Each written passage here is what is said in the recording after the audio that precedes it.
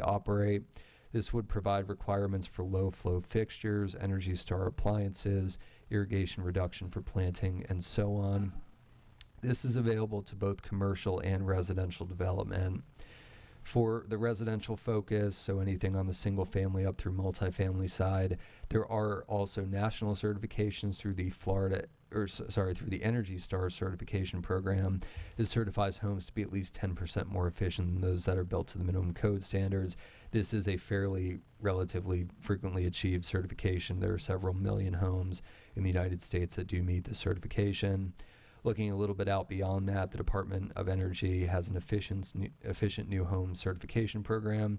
It involves renewables that offset energy cost. It is a higher standard than the Energy Star certified home. That is a prerequisite for earning this certification. Looking at the EPA Indoor Air Plus, this would be more focused on environmental health, improvement of indoor air quality, and this is also applicable only to residential construction. So up to this point of the ones listed on the slide, only Florida Water Star is eligible for commercial development. Green Globes is a newer program. I believe it's been in place for several decades, but it has expanded over the recent decades from what I can tell. It's very expansive. It's similar to LEED. It has more of a national focus than a state focus, but it has a similar program that awards points in various levels of sustainability like water conservation, energy use reduction, and so on. The Florida Fish and Wildlife Conservation Commission also has a model lighting ordinance for sea turtle compliance. This is a higher standard than the local code. It's even higher than the ordinance that was moved forward last year and is currently pending before the City Commission. It requires full cutoff lights, native vegetation screening, includes higher standards for pools, dune walkers, and walkovers, and so on, than what the city currently has in its code and even what it would be adopting under its new code. This would require independent certification if this is something that would be added to our code, that the development complies with all the recommendations of the model lighting ordinance that is applicable to the development type. There is no department within the state that would provide a certification for an individual project. This is something that the state adopts as a model lighting ordinance that it expects cities to administer and certify on its own. So some considerations: we are not experts on the intricacies of each of these programs. Some of the programs we do have staff who have some familiarity with. Florida Green Building Coalition, we did go through the process with the Miramar project. I have some level of knowledge on the Water Star program, but some of the other ones are brand new. We do want to avoid doubling of points across certification. So for some of these programs, for example, the Water Star certification, Florida Green Building Coalition, built into its certification criteria, gives points for the Water Star certification. It's not required, but it is something that it awards points for. So we want to ensure that if an applicant achieves significant points in one area of certification, such as they're earning significant number of points for the Florida Green Building Coalition water conservation criteria, that should not solely be used as a basis to achieve another certification. If they're already earning Water Star as a means of earning the Florida Green Building Coalition certification, they shouldn't be able to double up on points. We should be looking at those criteria independently.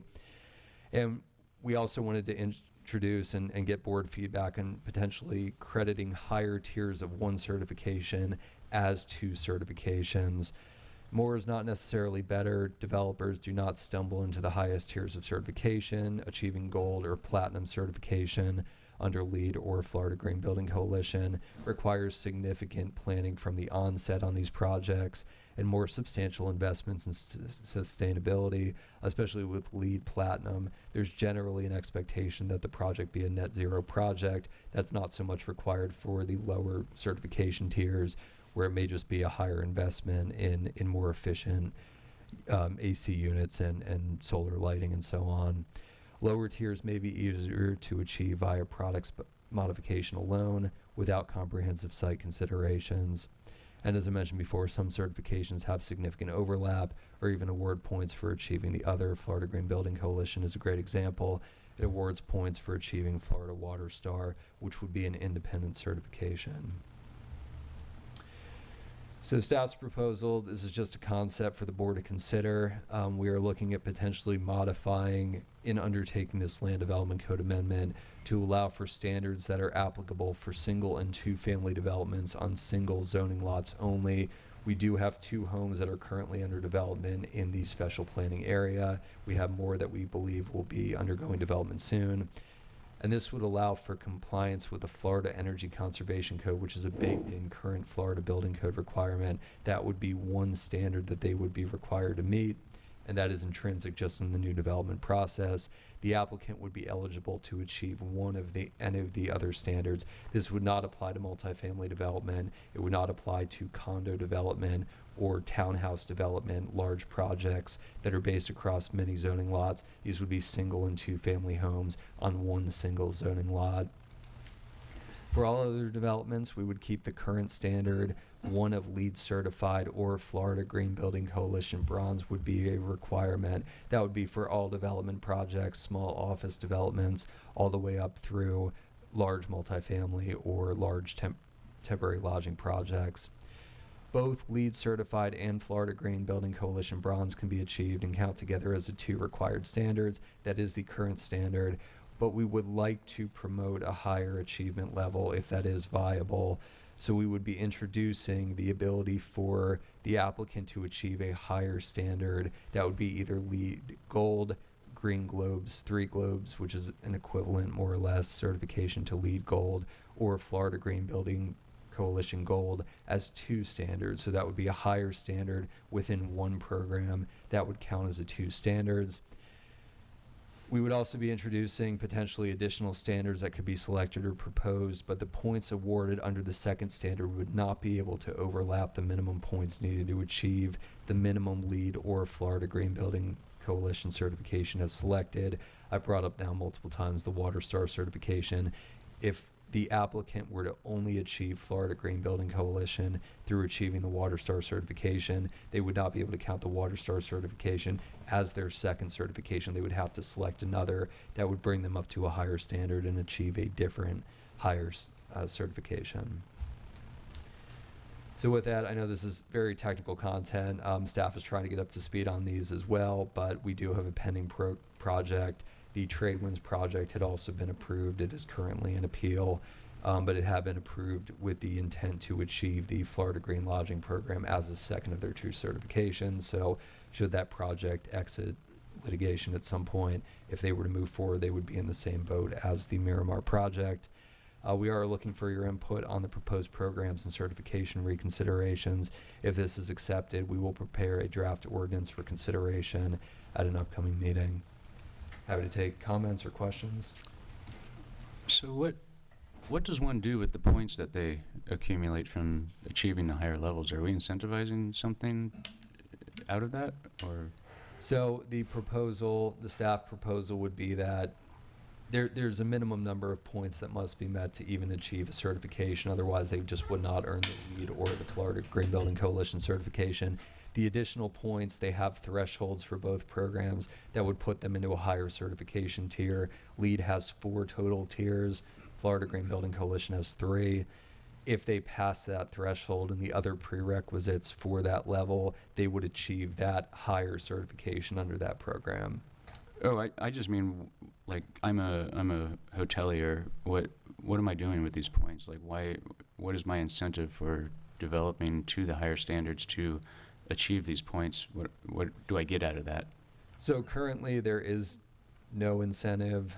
Based on this update, there could be a higher incentive for those who want to aim for LEED or Florida Green Building Coalition Gold standard, the higher standard. They would only need to achieve that 1 certification. So they would achieve a higher certification in 1 program instead of the lower certifications in 2. So that would give them an incentive to achieve a higher Gold certification. I think an answer to your question also is that if they don't achieve it, they don't get their approval. Okay. But they can achieve the bare minimum, and we're not doing anything in our development code to incentivize going to higher tiers. Correct. Okay. Currently, no, we're not. Okay. Do you have any thoughts as to whether one can be both resilient for hurricanes and achieve higher levels of LEED certification? Are they compatible or mutually exclusive? I was just thinking back to one of the large resort district projects, and for example, you can some of the things that LEED awards points for would be a green roof or painting the roof white to reduce heat islands, but if doing that to get your LEED points means you're putting your physical plant at the ground level somewhere else when it could have gone on the roof, now you're at risk of flood damage. So I'm just curious if, after our experiences with Milton and Helene, if we might want to revisit the entire concept of what we're trying to achieve, and if these two might be at conflict with one another. So I think based on achieving bare minimum, as you brought up before, I haven't received much resistance from that. I think that just meeting the minimum threshold, which for LEED, I believe it's 40 out of 120 points. So there's a lot of low-hanging fruit that can be achieved just to be able to, increase the R values, include solar panels, use Florida native landscaping, low impact landscaping. Florida Green Building Coalition, I think, does a very good job with providing those Florida level specifics that maybe LEED doesn't consider. They actually award points for having a hurricane evacuation plan, for improving dunes, using native plants on the beach and so on. They do a very good job with that. LEED, with their international focus, doesn't have so much of that, but I haven't seen any projects where they've been unable to achieve the minimum certification. It's going to get more difficult, as you point out, for the higher tiers where they really need to hit all of those criteria to get to platinum. And our pressing need is that our LDC requires certifications to programs that no longer exist. Just for the one program, but we do have two projects that were approved with that certification, and especially with the Miramar, they're nearing substantial completion, and they would have a difficult time retrofitting to meet if they could at all. And we would not be able to issue a certificate of occupancy for that project without these two certifications. That's where we meet that immediate need. Is it possible for us to temporarily reduce the requirements while figuring this out and then put them back in place, or do we run into SB 180 type issues where we relaxed it and we can't make it more restrictive just to get it back to where it was? I think if we really wanted to explore this in a lot more depth, I think we could probably put a standard in place that would recognize that they were certified as meeting a standard that no longer exists, and we can temporarily substitute just for those two projects. But I think on the Tradewind side, they have not actually begun to develop. We haven't gone through site plan permitting, so it may be more viable for certain projects than others. Miramar being under development is much more of a challenge. Okay. Yeah, so there's two things going on here, I think, right? For me to kind of keep them straight, you have the major projects like the Miramar. That's kind of the most pressing need. Mm-hmm.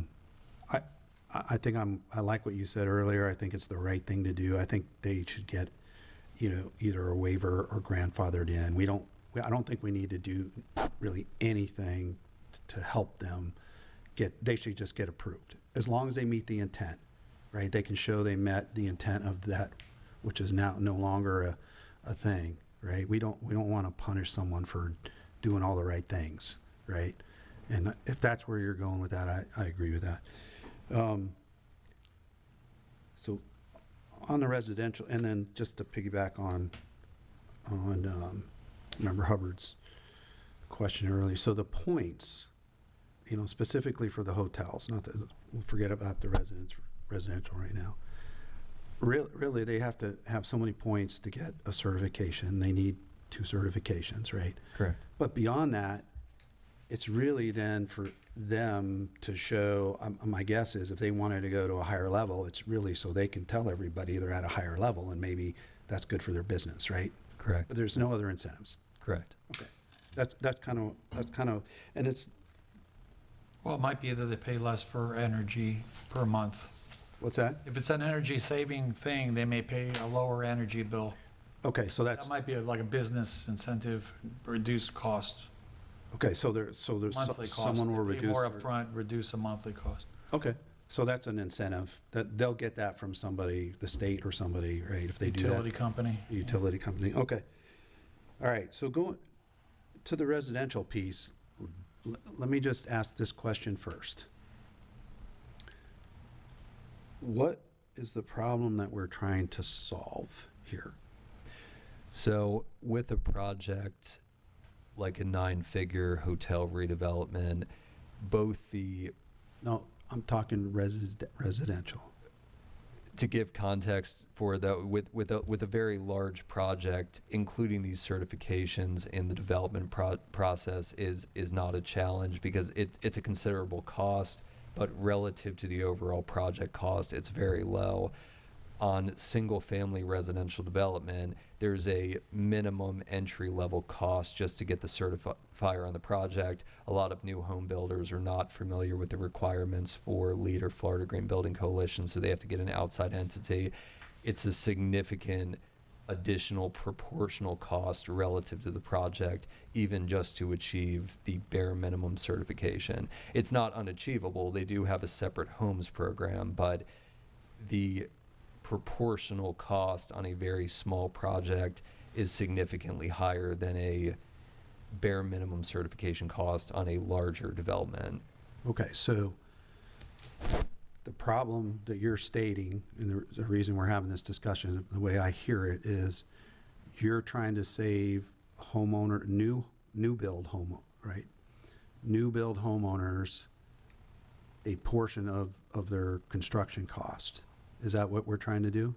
Correct. That's part of it. It's also the fact that a lot of, especially in the area that we're discussing, a lot of the single family development is just solely redevelopment in a lot of cases of storm damaged homes. So they're simply putting back what they have. They're not looking for additional development benefits. They're redeveloping. That's not usually the case on the commercial side, where there are additional benefits that are coming out of the redevelopment. Okay, so we're doing this specifically because the way this system is working right now, the requirements right now, I haven't heard anyone complain that, you know, the requirements are too hard for them to achieve or too expensive.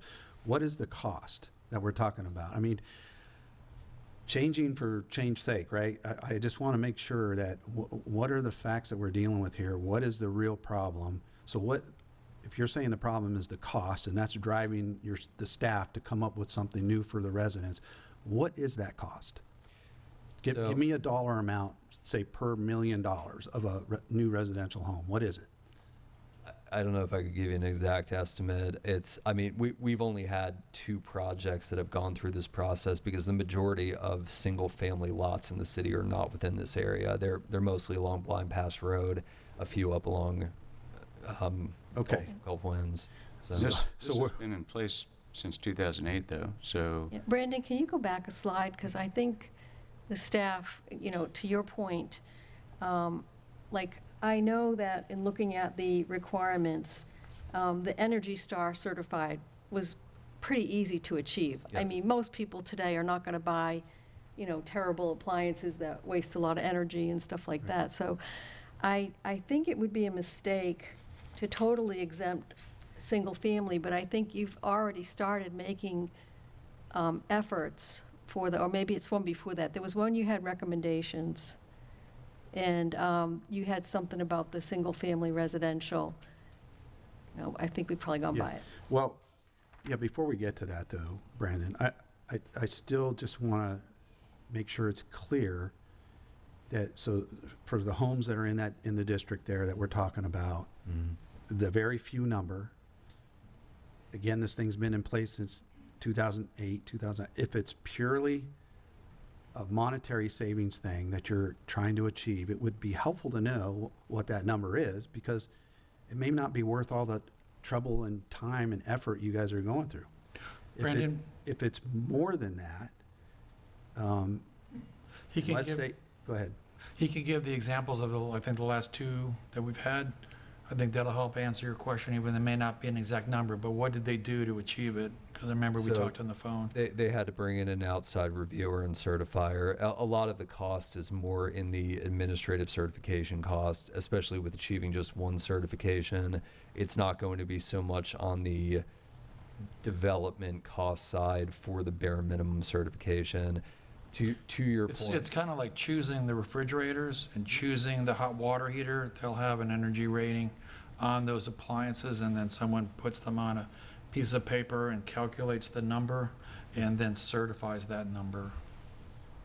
So you have a number of choices when you're choosing appliances: hot water heaters, dishwashers, refrigerators, freezers, those kind of things. Yeah, it was slide 18, staff proposal, because I think that gets to your question about what is the staff trying to do. That was the one I was thinking of, is I think you're trying to make it easier for the homeowners. Correct. It's not that they would not need to achieve a certification. It's that they would need to achieve one certification in the baseline Florida Building Code certification. The basis for that, as you pointed out, it's really monetary. I don't have an exact estimate at this point in time, but I know that the review cost and the cost of getting a consultant on to assess compatibility of the building is considerably higher as a proportion of the product cost.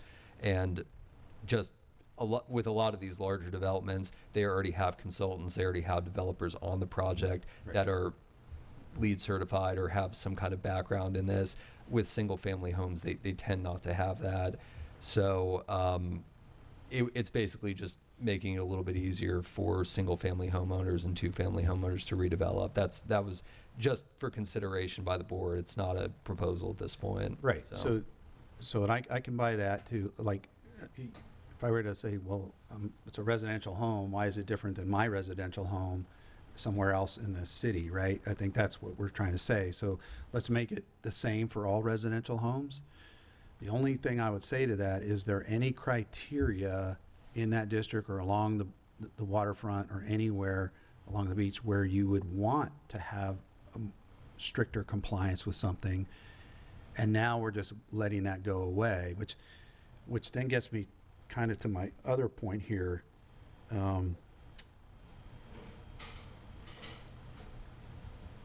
You know, chasing certs without any real standard, like, you know, so going back to the residential piece, if there's a residential home in the district on the beach, if the standards need to be higher because the city wants them to be higher, and this goes to the overall thing about the certifications where you're trying to go with updating the ordinance, you have to know what those are, what the trade-offs are. If you're gonna allow, you know, these other things to be considered, but what are the minimum things you want met? And are you gonna give those up? If not, if there's no concern and you want those homes to be certified exactly in the same way as any other home in the city, then okay. But I think you have to answer that question first. Or is there a reason they have a higher certification because they're on the beach? Right?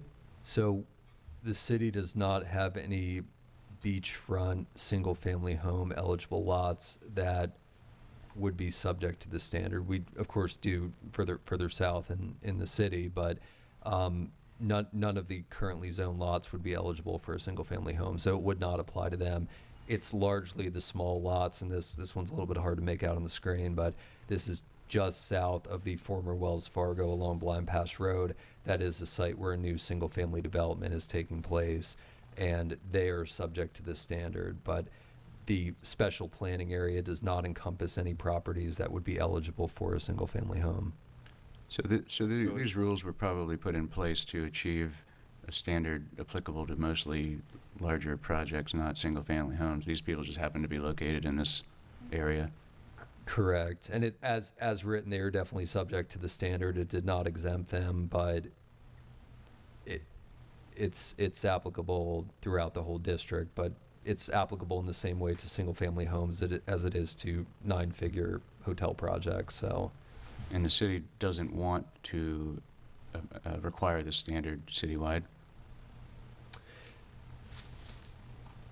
just with Senate Bill 180, I think that could be challenging to impose at this time. This is only within the special planning area, Well, and there's Yeah, like what Member Izzy said, if the intent, if our desire as a city is to have this standard apply everywhere and we just can't do it right now, then we don't want to relax it in one area that has it. So it would be good to know what the city's intent is. If we believe this to be best for everyone, then we obviously should leave it in place and say we'd like to get this out to the rest of the city at some point when we're allowed to. But if we believe it's a waste of time, then sure, throw it away because it's doing nothing. That's why I say, and I've said it a number of times, I opened up with what is the problem we're trying to solve here.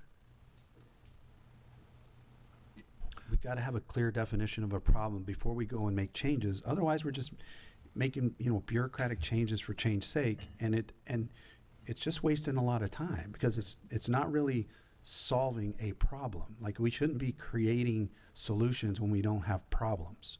we do have the problem in the form of the Miramar development is currently under development. Right, They are but- not going to be able to get a. But that one's easy, and you've already stated where you're going with that, and I don't think anyone disagrees. They are in good faith, they complied, they shouldn't be penalized, right? And neither should anybody be penalized if they've done something in good faith. So that's not to me, that's not even a problem, right? Changing this whole certification thing, I just trying to figure out the why behind it. Well, one of the main ones is no longer available, so they have to have other options. Well, the other one, to articulate, in your packet, there's the LDC standard, 39.9, and it has A, and then it has all the different standards, Florida Green Building Coalition, LEED, and it goes all the way down to 8. But it doesn't include Florida Energy Conservation Code, where Brandon's called twice and said, well, single-family homes have trouble meeting one of these 8. Can we add in another criteria that makes more sense for single-family homes? That would be this Florida Energy Conservation Code. So maybe you would be like a number 9 that says for single-family residences, compliance with Florida Energy Conservation Code would be one more criteria, correct? Correct.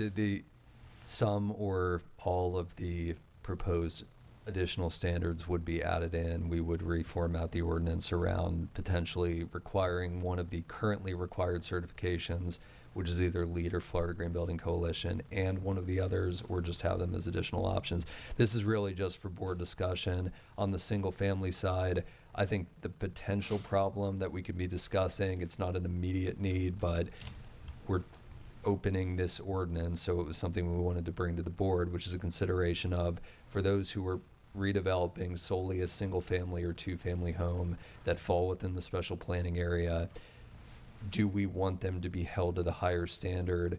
Do we want a higher cost on their project because their current home is certainly not Florida Green Building Coalition or LEED certified? Do we want to make them comply with that higher standard? I don't think there's currently any desire that I've heard of to make this a citywide requirement. This is applicable only to the special planning area. So it gives those homeowners that we know that they are contemplating redeveloping, do we want to give them that option just to achieve that minimum level of compliance? They would still meet a certification, but potentially it would be the Florida Water Star certification or the Energy Star certification, which is a much lower bar to clear than LEED or Florida Green Building Coalition, even at that bare minimum standard. Those higher certifications, the more difficult to achieve certifications, are much easier to achieve on very large projects where they're really considering those energy savings and water savings in their project, where they have those who are certified. It's a much higher proportional cost for a single family home, all else being equal. Seems to me like it's kind of unnecessary to have single family and multifamily single lot developments in this area have a different standard from the rest of the city. And it should just be larger developments. Because I think new developments or new builds, new single family residences already have to have extensive AC codes and windows that have low E and plenty of insulation, and energy efficient appliances are usually something people go for, so. So you're saying you feel the building codes have also become Oh, yeah. harder to achieve, and so is there some redundancy here? Yeah, and also it's what, one or two houses? Right. Right. But it, Yeah, I don't think. we Well, need a I- single family. I hear what you're saying, and I think that we certainly don't want to make extra bureaucratic steps. Yeah. But I also feel like this is really where we would go as a city. I think the staff has already done a really good job of trying to find a balance here. And I don't think that we want to take this away totally, and then at some point when things free up, try to reintroduce it. I almost think that because of the way it's been relaxed and tried to make it achievable, not the same as a hotel, I think the staff has already, in my mind, addressed that concern. I don't think getting this will be that much harder, especially with some of the other standards like that. No, but it'll be more expensive, and there's. Well, I think that goes to your point. What is the cost? I mean, if it's $50, $100, is you it's- It know. looks like it's 1 to 5% to certify or silver rating, and it's higher for a gold or platinum is about 10% higher cost, and then it's 3,000 to certify. What is it for an and it Energy saves- Star? It saves you 20 or 30% on your energy bill. I guess the easiest one they could get, which is the Energy Star. Do we know what that one cost? It said 1 to 5% more than without getting it. So that would count as, you need two? So Energy Star would be one? So based on the potential proposal, they would achieve, for a single-family home only, they would achieve one certification. Then, of course, they have to comply with the Florida Energy Conservation Code, so that would be their two certifications only for those projects. For any other project, multifamily, office, commercial, they would need to achieve LEED certified or Florida Green Building Coalition, the minimum standard that is currently in the code. They can achieve both, that's their two, or they could achieve one and all or some of the certifications listed on that slide. Those are, for the commercial development side, they're much harder to achieve than the Energy Star. Yeah. The Florida Water Star is a significantly higher standard. I like the way the commercial looks here. I think it makes sense. But the single family, I'm just confused about why they need a different standard than the rest of the city.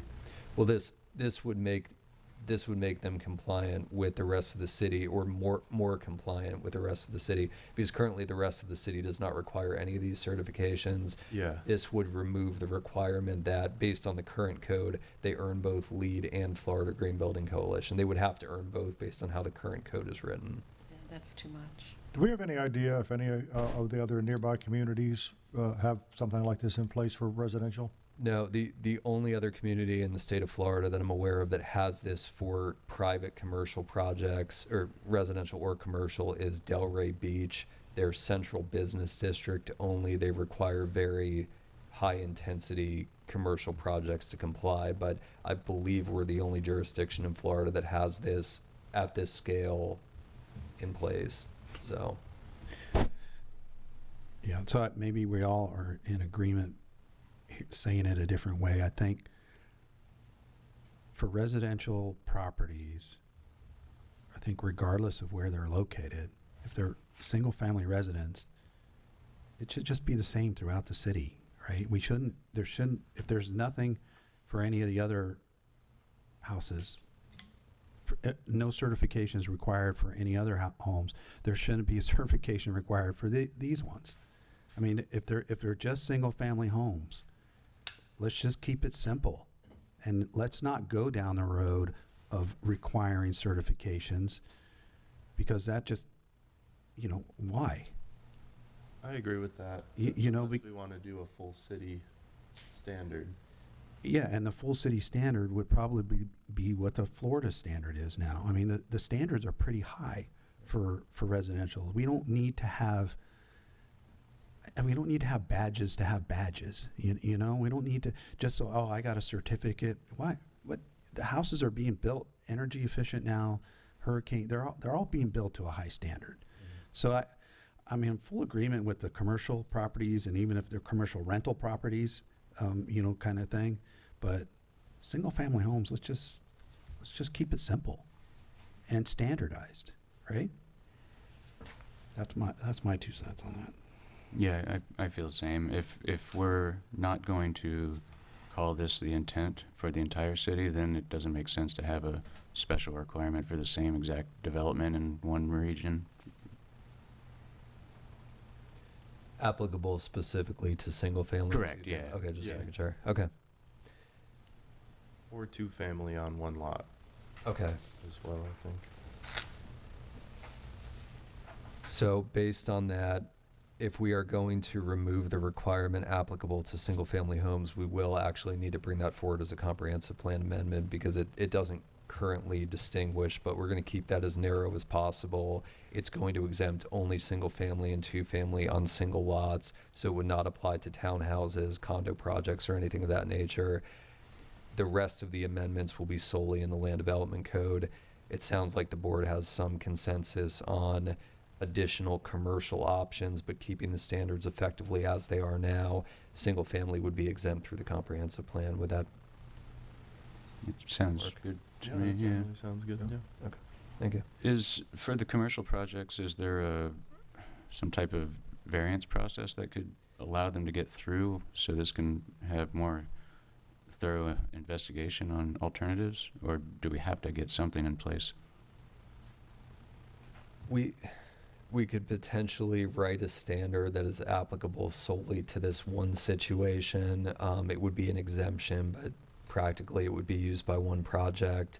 There is a variance process, and we actually had a potential office development right next to the Bank of America a few years back. They went through that, but we can't vary the number of standards. We can only vary the standards they achieve. Okay. So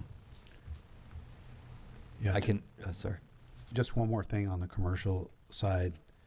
I think what you said, I'm in agreement with. The thing I would caution us though is, and to think about, and this is where I think, again, defining the problem. What is it we would like our commercial properties, let's say hotels, to actually really be in compliance with? Like, so for example, the FGL is no longer enforced, but it may have had things in it that we as a community like and would like our hotels to be compliant with, right? If we say that, if we define that, and if that's the case, then maybe we can have a St. Pete Beach equivalent to the FGL, and we tell all the commercial properties, hey, these are the things that are important to us as a city, and this is a cert that you need to get because these things mean something to us. You know, the recycling and all those. There were some good things in that.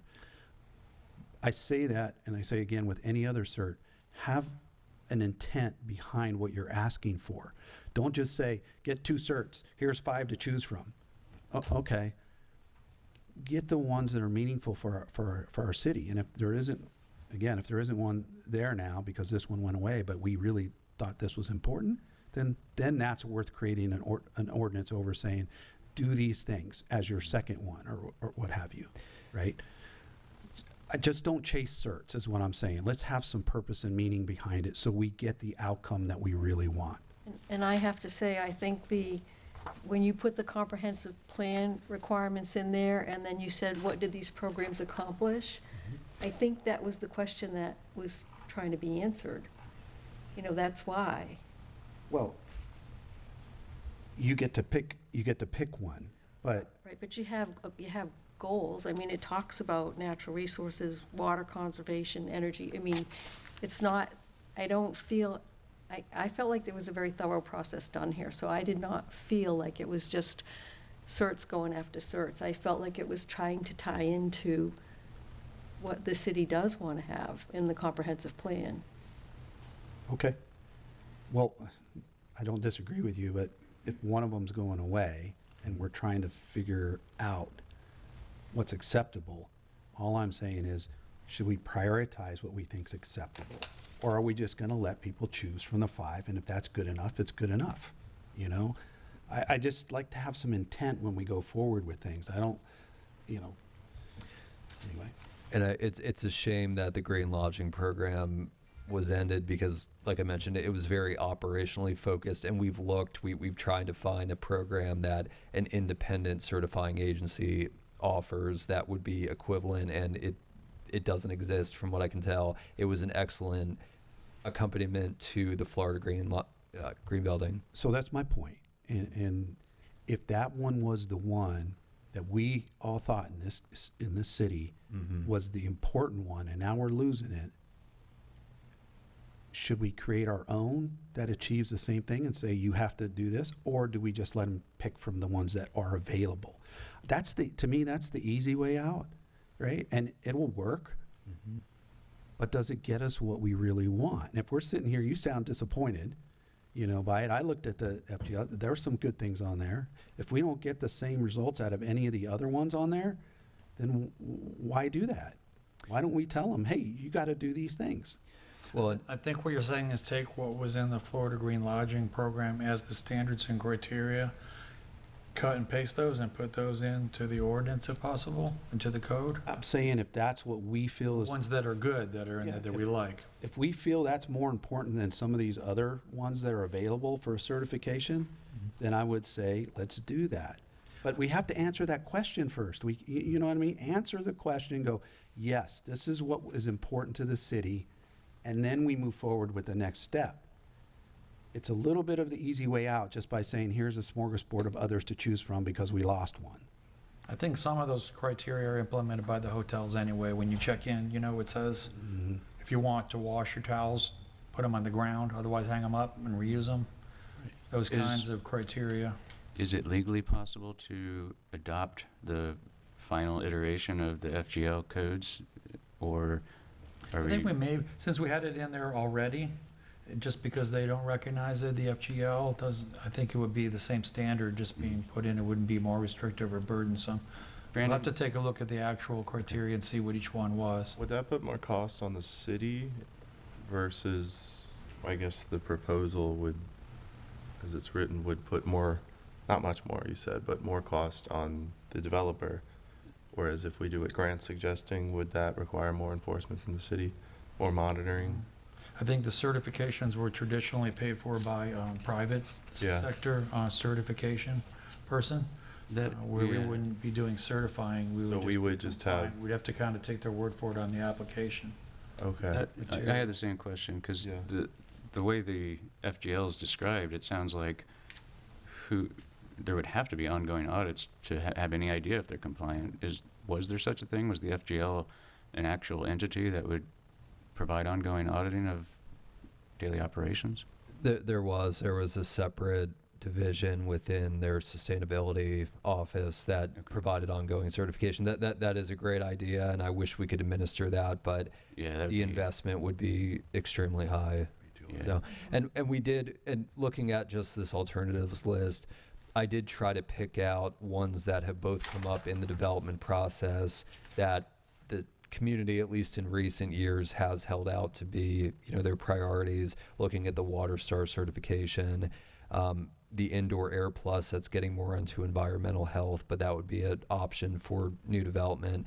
They're intended to be accompaniments and not overlap LEED and Florida Green Building Coalition. So the first one on the slide and the last three, those are standards that could be above and beyond what they already need to achieve under LEED or Florida Green Building Coalition. Florida Green Building Coalition does award some points that are much more state specific, like the evacuation plan, but they can earn a lot of energy efficiency credits under LEED, achieve the minimum LEED certification, and earn nothing on the water conservation side. So achieving the Florida Water Star certification would not overlap. It wouldn't just be another certification to achieve. It would actually have demonstrable results if they were to achieve that.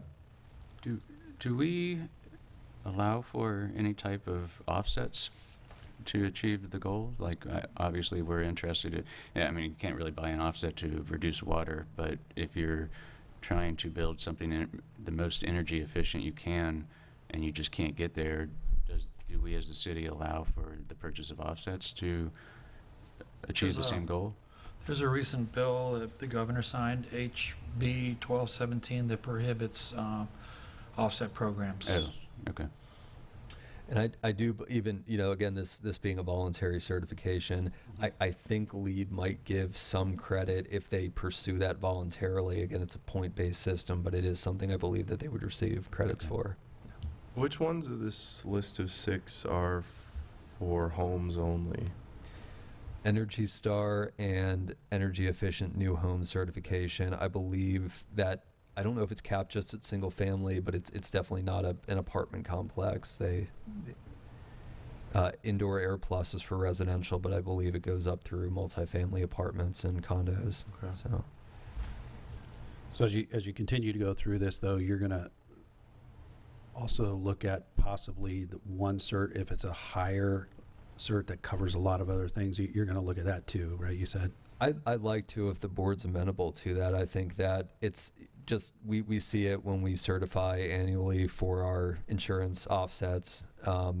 There's low-hanging fruit that are very easy to achieve, but as you get higher, as you get more points and achieve higher certifications, you really need to start making investments in achieving what they're looking for in the program. So I can't say definitively, but achieving gold in one standard could very easily be a higher standard than achieving the bare minimum in 2 standards, because the points required to achieve a gold certification are so much higher than the individual.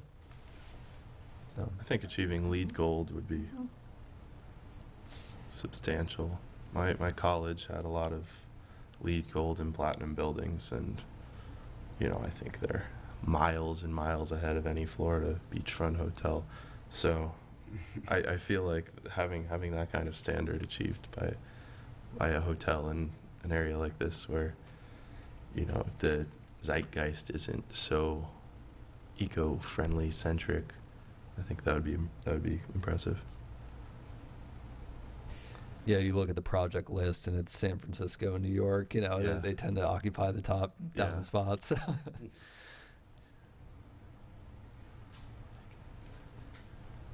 right. All right, Are thank we you. good with this action item, or discussion item?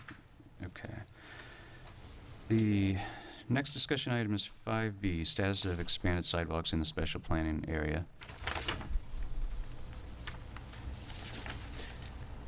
This is a follow-up from last month. I just wanted to talk about the status and give a little bit of basis for what's going on. Let me see here.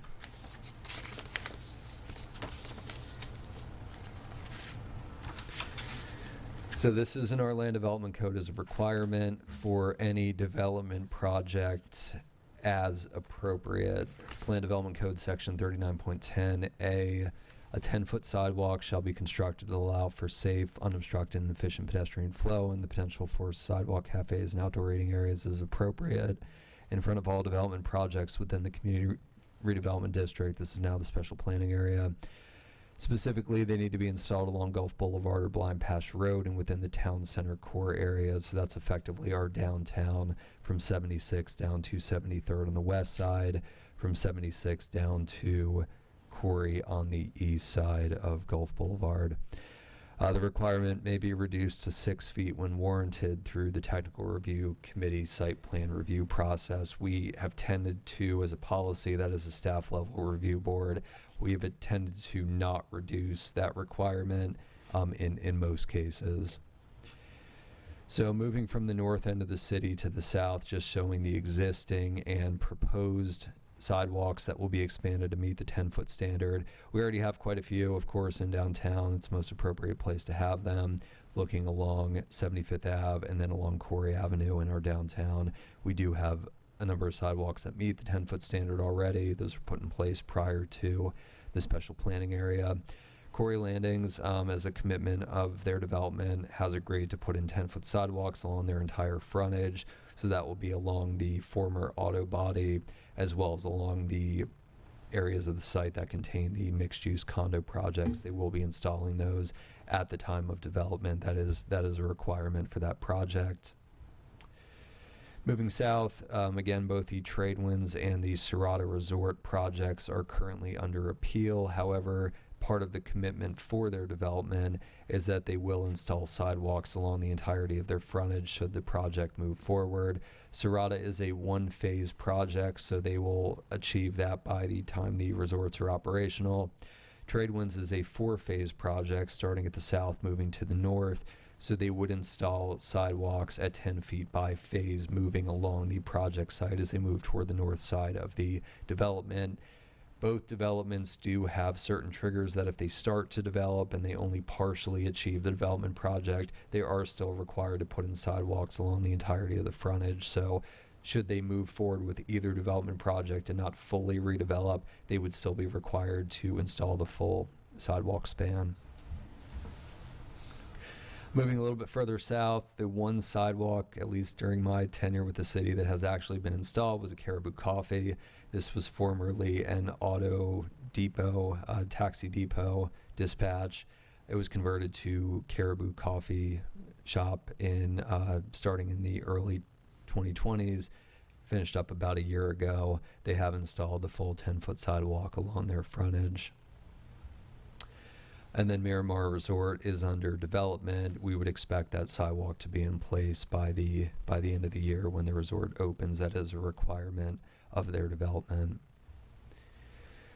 So that's really all I had. I did want to point out that it is development that triggers this requirement. The most frequent type of development that we see that does not involve actual construction of a new building is like what you saw with Caribou. There is currently a conversion of the dry cleaners, I believe at 66th Avenue and Gulf Boulevard, to a coffee shop. They would be subject to the same requirement. One other recent change of use was the Beach Meats property that was formerly a photography studio. They did not install the sidewalk. They did obtain a variance just based on that change of use. The pushback and the concern we've received from a lot of owners and developers has not been on the larger projects. That's been more an issue with timing. The concern we've received with change of use really being the lowest threshold for development under the city's definition. It's not just the cost of the new pavement. A lot of times, especially along Gulf Boulevard and Blind Pass Road, there is a requirement that they bring the stormwater inlets up to the current standards or fully replace them. That can be a considerable cost. Speaking with one developer, the cost of replacing the sidewalk alone was higher than the cost of the renovation to change the property to a different use. So for the smaller, more local projects, that has been the challenge. We haven't seen a lot of redevelopment. We haven't seen a lot of change in use. But with these new development projects, as they come online, we have tried to be forthcoming with requiring these sidewalks. So happy to take board input, answer any questions. Thanks for bringing this up. I know I was the one who asked for it, so I really appreciate it. I do have one question for you from a historical perspective. Has anyone, so totally in agreement with the 10-foot sidewalks, right? Has anyone ever discussed putting a vegetation barrier next to the road and then the sidewalk on the other side of that? For example, if you're in downtown St. Petersburg, you walk down there, and a lot of their sidewalks, nice white sidewalks, but immediately next to the road they have, like 4 feet of vegetation, kind of like just a barrier of some sort.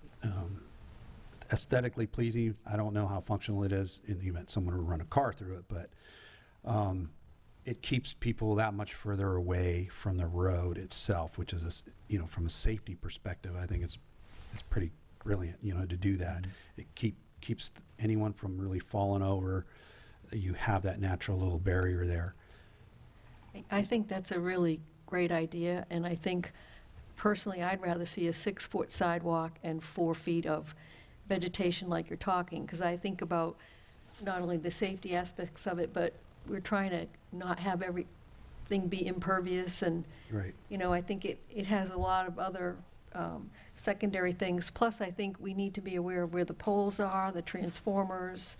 I don't think we're trying to get some of that stuff moved, so I think that's a great idea. Yeah, and I don't know if it's ever come up in the past, and that's why I'm asking. And if it hasn't, I would just like to float that idea. because the trade winds and these others that are moving along, they haven't fully, they have time to change some of their design if they needed to. I also fully realize, Gulf Boulevard is the biggest safety issue we have for sidewalks. Also realize that we don't have a lot of room to go, in some places. So we may, as a city, want to look forward to saying, maybe one side of Gulf Boulevard becomes the big walking thoroughfare of the 10-foot. The other side, we just try to find a way to, make it safer. But it's hard. And there's just some businesses that there's no room to go. Some of them are almost on the road themselves, right? I agree with that also, because when I see people moving their luggage and everything, it seems like the Gulf side is where they need more space. Yeah. And so I think that's another really good consideration. I think also from just a pleasant walking perspective, there's no trees anywhere along the sidewalks on Gulf Boulevard. Right. So it's not great to walk through in the summer, and if you had some tree cover and some shade, I think it'd be very cool. Yeah, I think there's a lot of goodness there. The con to it, we always got to talk pros and cons. The con to it would be the water needed to, and the irrigation systems and the maintenance of those, and who would that fall on? Probably, there'd be a tussle between the businesses and the city on that, but the benefits would outweigh, I think, that small cost, right? So, that said, how do you have that discussion to go down the road to say, hey, sidewalks must be 10 feet, but they also must have a vegetation barrier between the road, and if that's something we want to do. Is it something we say, hey, we would like you to go look at that, or is it making that change? That's definitely something we could look into, with obviously the focus being Blind Pass Road north of 75th and Gulf Boulevard, those being the high volume areas where those issues are more evident. We would need to engage with the state. Those are state roadways. They have been supportive and they have worked with us on the 10-foot standard, but with the landscaping, as you pointed out, there are maintenance considerations. There might be line of sight considerations, especially with palms or other, low water need plants. They do typically have setback requirements from curbs and so on for that, just for anybody who might run out into the road. So we would need to engage with them on that and see if that's something they'd be amenable to. But what you mentioned makes sense. We do see, especially over the summer, of course, just groups, and it can get a little precarious on the 5-foot sidewalks, but with 6 feet and then a buffer, that helps. So, and if you think about it, it wouldn't be any different than Paso Grill that's true. when you drive down there, right? And I don't know if that's still considered state road or not, but No, that's local down there. Mhm. but basically the same concept with wider walking area. We had a workshop with FDOT, I want to say 1 or 2 years ago, specifically about Gulf Boulevard, and did anything ever come out of that? It addressed these exact things. They were supposed It's a to safety study, too. have their best and brightest come up with some ideas for Gulf Boulevard and get back to us. We did get a safety study. It didn't get into that level of detail. A lot of it was median intersection improvements, nothing conceptual like what the city has for downtown, where it actually gave renderings of what we would like to see. But there is, as you point out, there's flexibility with some of the larger projects that are committing to these sidewalks. Miramar is under development, so it's a little past the rein on that one. But we can certainly engage, and I think we have some time. So. Is FDOT who is in charge of curb cuts on Gulf Boulevard? They are, yeah. Okay. Because there are some places, like if you go to Agave, because they're not allowed to have more curb cuts, you actually have to drive on the sidewalk to get into a parking spot. So there are places like that along Gulf Boulevard that are problematic because. Yeah. So I don't know. It's a mess. Everywhere on Gulf Boulevard's a mess. But yeah, I would love to see some of the ideas. I like the plant buffer too, and trees. And if you put them on one side, it encourages people to stay on that side and not jaywalk. And I mean, people are running across the street constantly over the summer. It's just It's like Yeah. dodging people whenever I drive down there. But Okay. Thanks, Yeah, we'll look into that. We'll engage with FDOT and get back to you. Thank you. all right, we don't have anything else on the agenda, so with that, I will adjourn this meeting.